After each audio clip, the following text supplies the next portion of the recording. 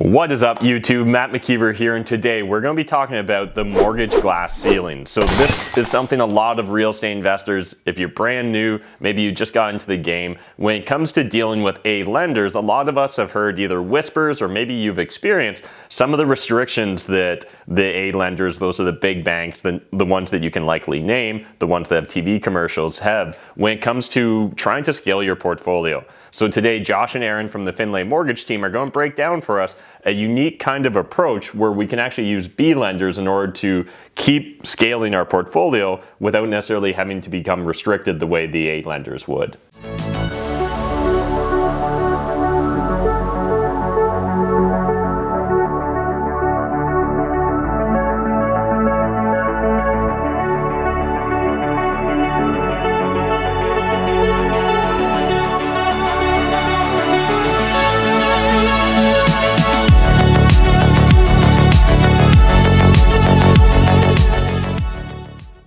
Mortgage glass ceiling is a very real thing for investors who don't understand their mortgage options. The current climate right now specifically has asset prices increasing at such a rapid pace, whereas the rental income on these assets is no longer increasing.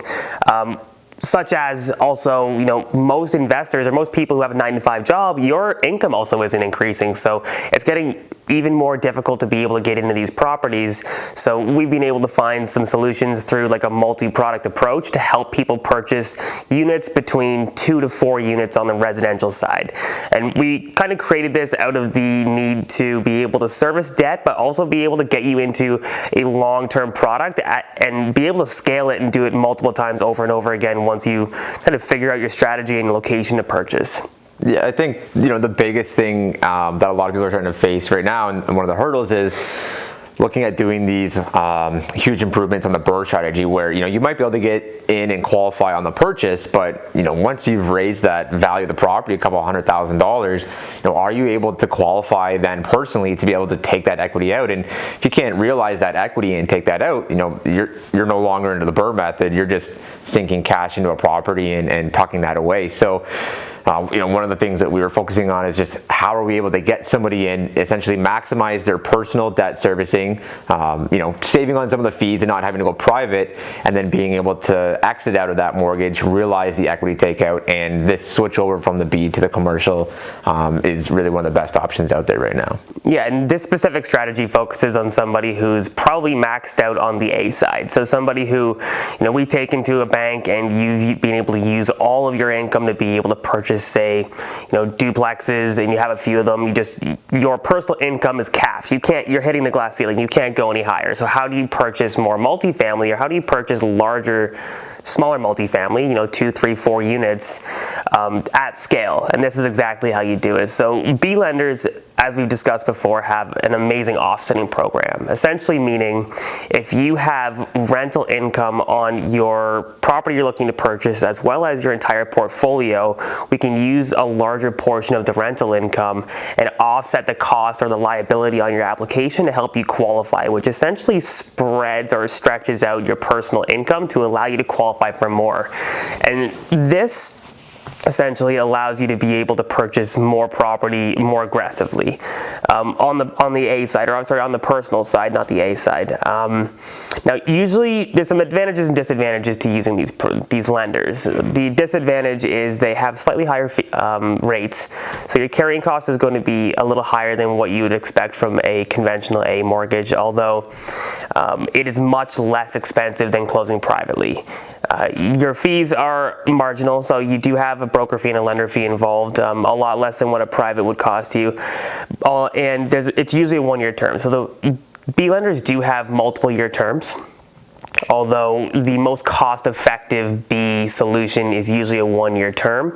It makes more sense for most people to take a single 1-year term at a lower rate than take a 3 or 4-year term at a higher rate, because you're paying that rate overall on the money, right, on your total loan amount. And the renewal fee is usually about $300 to $500. It makes more sense just to take a 1-year term and renew. The challenge is you're at the mercy of the market when it comes to renewing if rates were to increase. The specific strategy with purchasing with a B lender allows you to utilize either the rental income you have in your portfolio or the hypothetical rental income that we can use through either assuming tenants or through a fair market rent report that we can get before you purchase the property. So what you can do is you can utilize that rental income, get into a property that is underperforming. Say you're looking in like the Chatham area or the Kitchener-Waterloo area, and you want an A rate, but you can't qualify for an A rate on a triplex or a fourplex. Well, we would sit down and we would say, okay, what is your as complete value of that property when you're looking to finish your renovations?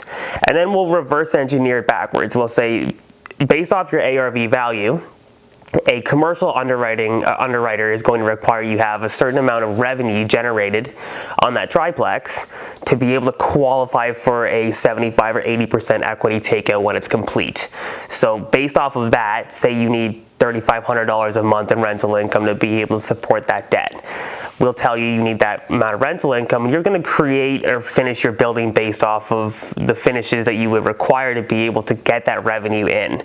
And then once you do that, essentially we can transition you to a commercial product that has more flexibility, has a better rate, and allows you to be able to actually utilize a corporation, which would allow you to be able to scale and do this multiple times over and over again. Now, the advantage to doing this is, you're probably looking at some sort of secondary market. It's not going to really work in the GTA just because you're basing it off cash flow or off of the debt service coverage ratio. So you're looking at secondary markets or markets that don't have a really high cap to get in, but still have decently high rents. Like Josh said, one of the best parts of doing this strategy is the ability to reverse engineer. So, one thing that we always talk about is making sure you're working with someone who's thinking about the long-term strategy as well too. It's great if you can get in on the purchase, but like I said on the BRRRR, you got to be able to take that equity out and realize that takeout. We can sit down ahead of time and go, okay, you're buying this for $5, you think it's gonna be worth $750 or $800, whatever it is. We can sit down and say this is exactly how much rental income you're gonna need, because the expenses are gonna stay relatively the same throughout the transaction.